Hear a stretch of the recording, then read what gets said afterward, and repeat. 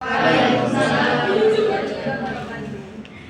aku Amanda Safani ya. Jadi hari ini aku bakal kasih tahu kalian seputar hobi aku. Pasti kalian juga punya masing-masing hobi, tapi aku juga punya hobi, ya gitu Maya.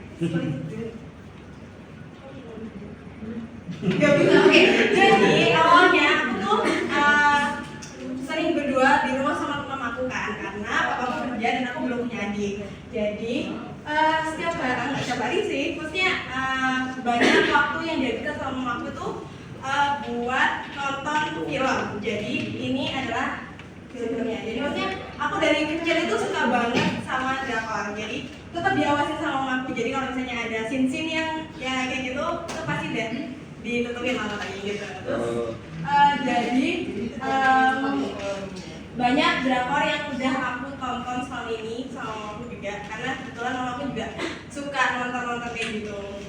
Terus dan makin sering nonton waktu COVID karena banyak banget waktu luang kan di rumah. Jadi aku malah sampai malam-malam banget itu pasti drakor, terus enggak ya masak dan lain-lain gitu. Jadi biasanya aku pakai Netflix, terus habis itu ini adalah channel-channelnya kalau saya di Korea gitu. Terus jangan ditiru ya guys, karena waktu itu sering banget begadang buat nonton drakor. Jadi ini adalah list drakor yang aku pernah tonton. Sebenarnya lumayan banyak sih, tapi aku tuh sangat-sangat menghindari yang namanya drakor yang action atau horror. Jadi kalau emang aku tonton yang action sama horror itu tuh pasti drakornya udah bagus banget sampai aku bisa tonton gitu. Jadi kebanyakan aku tuh nontonnya yang slice of life, terus gitu romance, komedi gitu-gitu. Terus drakor itu bukan cuma cinta-cintaan aja ya guys. Jadi nggak semua drakor itu cuman alurnya cuman karena cinta-cintaan doang, kayak romance enggak. Karena banyak banget drakor yang ngangkat dari kisah nyata, terus kayak banyak banget drakor yang punya pesan-pesan. Jadi setiap drakor itu pasti ada pesan khususnya gitu. Ya. Ini adalah contoh drakor kedokteran. Jadi aku lebih suka drakor yang emang kayak medis dan lain-lain. Jadi ini ada Traumako, terus Resident Playbook, Hospital Playlist, Berserker. Ada yang pernah nonton nggak? Semua.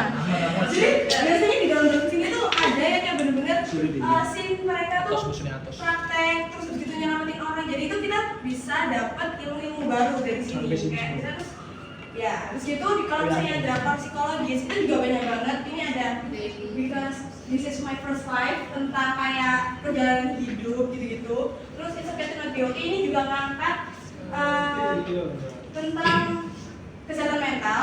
Jadi yang cowok itu perawat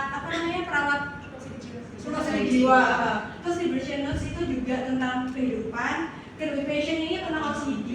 It's okay That's Love ini tentang halusinasi. Jadi cowoknya nih kayak punya halusinasi. Terus ini adalah Stop When karena dia adalah seorang perawat rumah sakit jiwa. Enggak sih, sebenarnya itu rumah sakitnya biasa, tapi dia di rumah sakit jiwa gitu.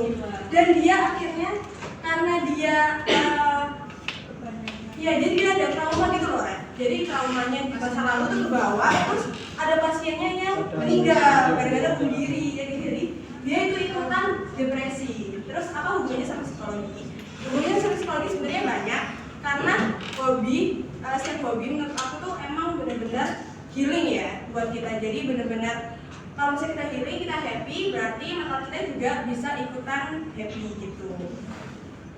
Terus dari yang slide sebelumnya tadi itu kan tentang kejiwaan ya, itu juga membantu banget aku dalam belajar psikologi dan sangat-sangat bikin aku kayak gitu. Terus ini adalah gambaran aku.